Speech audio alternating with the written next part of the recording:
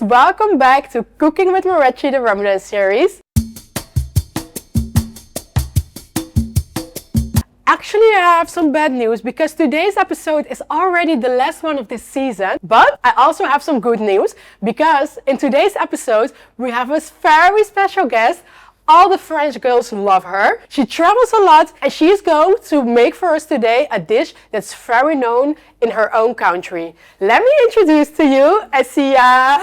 Hello. Hi. Welcome to the kitchen. Thank you. How are you? Fine, and you? Yeah, I'm good. I'm very happy to have you today. Me too. I can't wait for today. I'm so excited. What are all these ingredients? What are we going to make? So today we're gonna make something like very traditional for Tunisia. Like it may be funny because like it's basically pasta. Because we eat a lot of pasta. We're basically like the Italians of Africa. Really? I didn't know. Yeah, we love pasta. Because for the girls, good to know, you're from Tunisia, right? Yeah. Both of your parents are from there? Yeah. Have you been there a lot? I've been there a lot, but it's been a long time that I didn't. Really? You miss it? Yeah, I miss it. I'm gonna go maybe next week in Tunisia. Inshallah. So I hope so. I'm gonna eat Makrouna again. Yeah? If I understand, you're the Italians of the Arabic country. Yeah, really. Okay, then I'm really excited for this pasta. You put the standards very high. Me too. Which ingredients do we need? The base, obviously, is tomato sauce. We put a lot of spices that make it Tunisian. First, ras el hanout, black pepper, chili flakes. Yeah, you like it spicy? Yeah. Also tomato sauce, harissa, bay leaves, onions, green pepper also, tomato, and my secret ingredient, some ginger, and also garlic. The most important. Yeah, that's the most important because without pasta we cannot eat. That's pasta. It's one meat and it's veal, olive oil, the base of everything. You know? How do we start? First, we're gonna cut our onions for that. Cut it like in very small pieces. What are the traditional dishes in Tunisia? We have a very special dishes. It's called mloukhia. I know Moroccan mloukhia, but I think it's different. We cook it with a lot of oil, sometimes tomato, sometimes meat, and we eat it with the bread. Where are you born?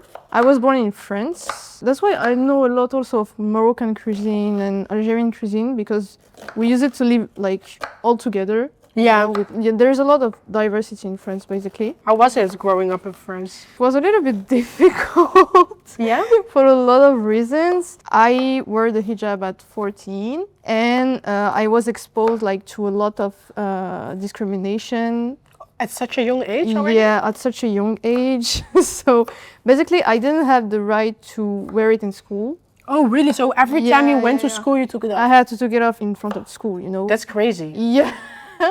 That's crazy. Really, and you know, even like the day they gave me my degree, they told me to take it off, and I was like, no, like I'm not even a part of the school. I'm just taking my degree. Like, what do you mean? You're like, I'm done here. I'm gone. I'm not even like a student here. What do you mean? And she was like, you take it off or you get out. And I was like, okay. I took my paper and I get out. Just give me my degree. Yeah, and I get out. But that's crazy. I cannot even imagine. You don't feel accepted. Yeah, you don't feel accepted. But you know, I think that school is a very important part, like also for a girl. You know, that's how to say it? The part where you like you build your personality and a lot of things happens at this age. You know, and when you face like this kind of discrimination, it's weird, you know. Yeah, I understand what you mean, because how did it affect you? It affected me a lot, to be honest. Yeah. Like I was so angry at the time. Yeah. You know, I was so frustrated because you grow up with a lot of frustration. You know, you cannot express yourself, you cannot be yourself, you have to hide who you are, you know. And you're like, I was always so stressed when I had to meet new people, you know, for work or for school. I was like, oh, what can I do?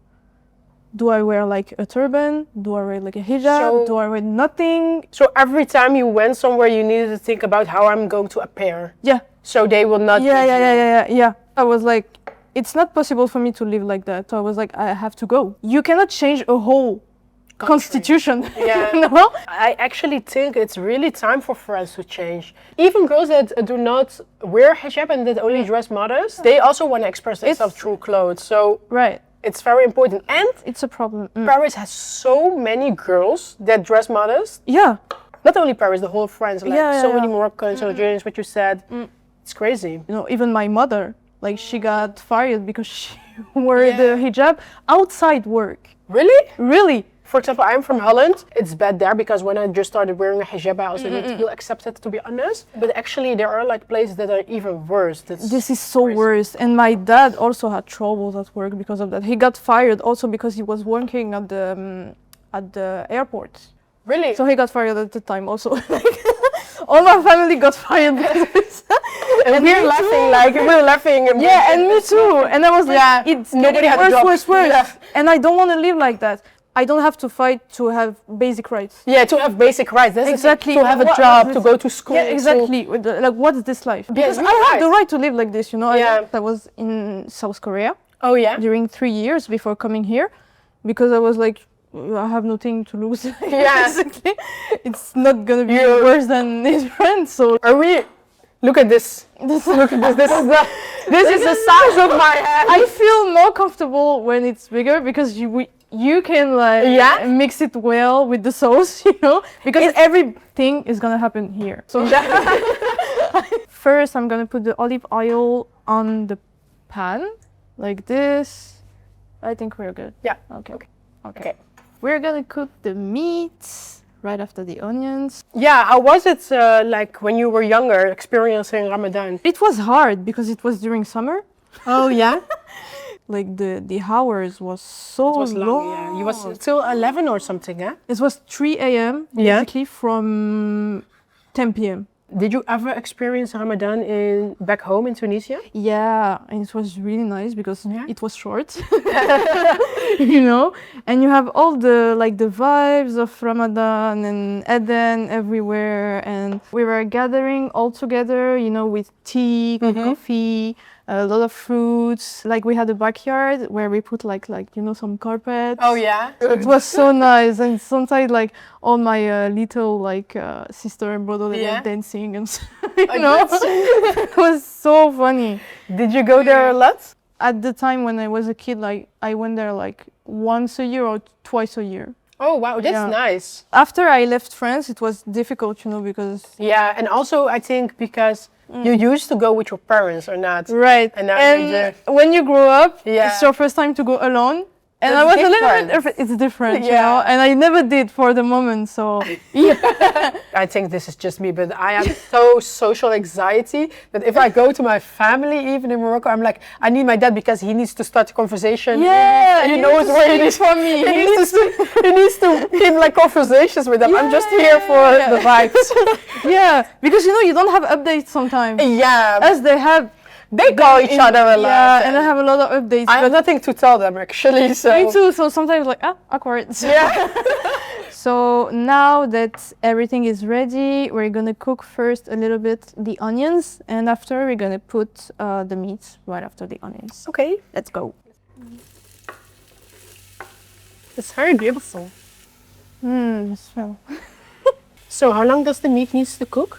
I think it just, you know, need to grill a little bit. First, I'm gonna put the spices. Salt, pepper. Thanks. So it's basically by eye. Oh, but like every guest that we had here, it's by me. We're just doing like, you know. Nice. It already smells very good. Yeah, really. It's going to be nice. I already know it. And when it cooks, we can add other spices. So after I use my ras el hanout, and I put, I think, 2 spoons is enough. After, I'm gonna put tomato sauce and harissa. Okay, nice. How long do you usually do to finish this dish? Less than an hour. That's why I choose it. In our countries, like, it takes so long. Yeah, like recipes are so long, 3 hours, 4 hours, 6 hours. And I was like, I need to find something like very traditional, but fast to make. Yeah. To not be too long in the kitchen. Also, I put my harissa. I can take maybe a spoon like this. And this one is not that spicy, so. All right, So, I do one, you do one. Okay. So, do you like peel the tomatoes? Yeah, I'm gonna peel it. Do you love cooking? Sometimes I cook when I have a special dishes with my, but now, this times I'm on a diet, so I'm like, no need to cook. I just go to Spini's. I don't know if. Oh, see. So you're on a diet, so you just don't cook. Yeah. You just don't eat. Yeah. Do you miss your mother's cooking? Yeah. Yeah. Yeah, really, because my mother cooks so well, and not only Tunisian dishes. Yeah. She used to work like in a lot of restaurants in France with the famous chef. You know? Yeah. Also Alain Ducasse. She used to work for Alain Ducasse. So every time she was cooking something different, like this was so nice. Oh, nice. So yeah. So you miss it. Yeah. You don't want to spend like Ramadan with the family? I really want to. This year I really want to. And the more I grow up, the more I want, you know. At first I was like, yeah, I'm okay, it's okay, I want to be independent and stuff. That's but now, weird, right? Yeah. It's so weird that like when you're younger, you're like, I want to be independent. Yeah. But when you grow when up, I grow you're up, like, I'm like, yeah, but not alone, please. not alone, I want to be with my family. Really? Yeah, that's crazy. Yeah. Now the tomato goes also in in it, also right? in the pan. I add my tomatoes and I'm gonna add my secret ingredient, some ginger. A little bit. Is this like an ingredient only your family makes? My dad loves ginger. Yeah. So yeah, it has like a extra flavor. yeah. Right. I like it always when people do like, Yeah. no, exactly. Like they are so even, these pieces that she cut it. It's like crazy. But I wish I could cut like the sheaf, you know. Yeah. So wait, I'm gonna put the ginger. I'm gonna add some more tomato paste. The more the better. The more the better, exactly. Like that. Not tomato sauce. No, we need concentrated. Yeah. Really. Okay. How much water you need? By Like, how do you say it in Tunisian? Like by eye? By I don't know. No, you don't speak. بالعين. بالعين. Yeah. Okay. Like that. You don't taste in the meanwhile? No. And I'm gonna add some more Chili flakes? chili flakes and also bay leaves, like that. 2, 3, 4, 5, and a lot of chili flakes, a little bit. You like spicy? Yeah. You also use this at home? Usually I use the garlic presser, but Yeah. I prefer this one. Okay, show us your funnier. skills. Oh, that's smart actually, because then it Yeah, goes better. really. Press it. You need my help? Maybe. This is from glass. Is it not going to break? I don't know. If I'm going to do it so hard, I don't know. going I think to it's break. marble. Oh, it's marble. Yeah. Yeah. Okay, you know what? Yeah. Here you go. To go slowly at first, and after you can like. It push. feels very Arabic to do this. Yeah, I love I it. don't know why. What are like spices that you use a lot in the Tunisian kitchen? Tabel. It's kind of ras el hanout, but okay. Tunisian way. It's Moroccan. Yeah? But they don't have tabel here, Oh, so I had to adjust, you know, the. So usually you use tabel. And arisa arbi, we call it the one we make from home. Oh, yeah? We call it arisa arbi. I think then the pasta would be even better. It's at all the taste. Like. Yeah? Do you live in a small town or like in a city? So basically, I have 2 towns because my parents are from different parts of Tunisia. Yeah? So basically, the first one is in Tunis, the capital. Basically, it's all the houses they are very like close to each other. When someone is yelling, everybody watching like that, you know. So you don't have a lot of intimacy in this city. From my mom's side, I come from a little village in the desert. It's called El Meda. It's basically like near the Libyan borders.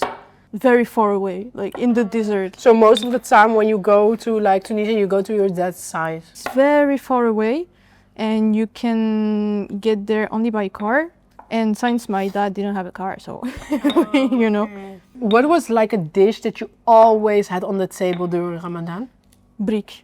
Brick? Always. Yeah? Brick and also salata mishriya. Maybe explain like to the audience what is brick then? Basically, it's just like a pastry roll. Yeah. And inside in Tunisia, like we put like tuna, an egg, and sometimes like smashed potatoes. Oh, nice. You know? Okay. And we just like do it like this. We don't do like the the triangle. Oh yeah, we yeah. just put it like that. Oh, you just like. Yeah, like that. I saw it before. If we don't have it, we're not. No, every evening it's there. Yeah, really. You tried Moroccan kitchen before? This time I'm trying a lot because I was at my friend's wedding. Yeah. And like she made pastilla. Yeah, you liked it? After I tried my pastilla, my life changed. Really? Did you try chicken or fish? Chicken. Yeah? I didn't try fish, but everybody tell me that fish is the best one. Do you like fish? I like fish. Yeah, I love fish. Oh my god, I'm obsessed. Also the tagine, the Moroccan tagine is very good. Oh, the Moroccan fish tagine, that's a good one. I can make I need to try yours. Tagine. My husband also, that's actually the only dish he can make, this fish. Like always when he invites people, it's like, I already know what he's going to make. Yeah, fish tagine. Always, just tuk tuk tuk. To go faster. Do you also eat a lot of bread in Tunisia, or? We eat a lot, too much bread. But you know that, like, fun fact, in France, the best baguette is made by Tunisians. Really? You're going to offend a lot of French people? I don't care. Like, you know, I'm not even joking. Like, all the prices were won by Tunisian. And you know, when you won the best baguette of the year, you have to cook baguettes for the Élysée every day. What I miss here in the Middle East is actually good bread. Like, for example, in France and in Holland, we have the best breads, actually. Yeah. We have in Holland boterham. It's like just boterham. You know those some bread slices? Yeah. It's a very big one, and you would slices. Okay. And we put like chocolate sprinkles on it with butter. It's the best. I actually ate it last night. But that's why I say, like, I got so disappointed because I ate it with the bread. It wasn't that good. It wasn't that good, no. It was not the same. Maybe it's because of the weather. we don't Let's get the weather you know? So now I'm gonna add the garlic into the sauce. It's better to put it when the sauce is, you know, cooking. Let's check on the sauce. Yes, let's check. Look at that. Oh, that looks good. And it smells good. Not everything. We're gonna prepare green pepper. Yeah. We don't need a lot of preparation. So basically, I open it like that. Yeah. All the seeds, I take them off. So the seeds are spicy, not the skin. Not the skin. And you know, even sometimes it's better to wear gloves. Yeah. One time I touched it and I was like, I had something in my eyes. It was done. Salam. Because nothing is not going nothing. away. Everything is burning. You can do nothing. You experienced Ramadan in Dubai before? Never. And I can't wait because people told me that it's amazing. I can't wait like for the iftar menu in restaurants. So you already know you're not going to cook. Yeah, you're just going to eat outside. Would you ever move back to Paris? No, never. No, I need to found a country where I can see myself having kids. I can see myself having kids here. Yeah, it's good. Empty. It's empty. It's empty. empty. The next step, we're gonna take our pan, add some olive oil. Good. Okay, let's go. Is it spicy? I hope so. Yeah. Oh, it's nice. You put in a lot of chili flakes, but it's not that spicy. Not that spicy? Okay, good.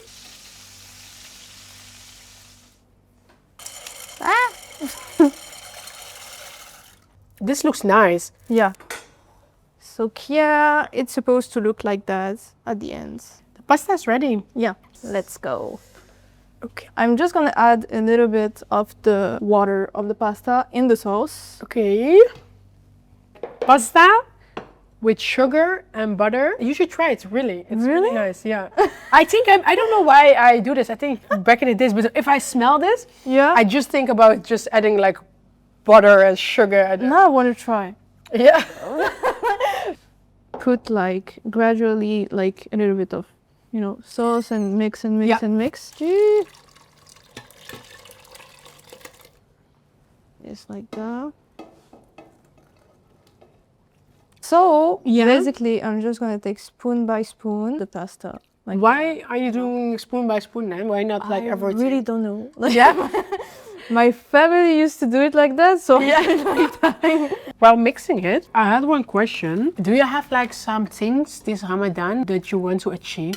I want to pray every night. Yeah? To be honest, I don't want to miss any night prayer. You know, I really like that the feeling you have when you pray at night. I don't know, you feel like you're just alone at night in the evening, and then you feel like real or something. Yeah. More pure. Exactly. And I don't want to lose these habits after Ramadan, you know? Yeah. I want to be a part of my habits after that also. Oh, that's nice. Yeah. I hope so, inshallah. And you too? I really want to try to go more to the mosque to pray. I hope so. Because now also the kids get a little bit older. I think I have more space to do that. I feel like the more people like kind of lose this kind of thing, you know, to eat together and to share like around a meal and stuff. Yeah, it's a very me, myself and I era. Yeah. You know? yeah. As you can see, the pasta. Let's serve it. Yes, let's go. It looks very good. It looks so good. It looks very like juicy. Yeah. And I like pasta juicy. I put a lot of sauce in it. Yeah, I see it. In it and on top of it. That's all. Because I like it like that. Nice. We are in the last 10 days of the Ramadan. Yeah. What is something you want to say to the audience? Be delusional. in your dua. In your dua. That's a good one, actually. Like really be delusional in your dua, because you like don't be like small minded. Just do like dream big. Yeah, dream big. So now I'm gonna take out the meat and put some like this. Looks delicious. On top you do the... Yeah. This looks very like an Arabic pasta. Oh, wow. Well, this looks aesthetic also. I hope so. Beautiful. I hope so. We eat this dish with the lemonade. Yeah. You just put this inside. Exactly. Lemon, of course. Yeah. I think it's the moment of the truth. If it's good or not. Are you nervous? Yeah. Okay, I'm starting. I will start. Bismillah. Start. I like it. It's spicy. It is spicy. And also with the meat, it feels very filling. This one is not spicy. With the... Oh, this is a combo. It's like you're eating a coffee with like a piece of pastry, like the sweet and salt. This is also the combo. This is the combo. This is very spicy and you take something refreshing, you know? Refreshing, yeah. Nice, I'm going to eat the whole thing. Eat the whole thing. I eat a lot, you can eat the whole thing. So actually, I want to thank you for today, or for Thanks to introducing you. to me this dish. It was so nice today. It was so nice. And I'm going to send you away. Yeah. So I can eat this whole plate. Since I asked everyone what is your wish for the people who are watching, I think it's also time for me to tell you my wish. I really wish in these last 10 days that you take the time to spend time with your families, that you have enough time to pray in the evening, during the day, and that you really take enough time. I also want to thank you for coming along with us in this series, and I hope to see you in the next one. Bye, girls. Look at this. Just look at this. This is the... by eye. By eye. I do the...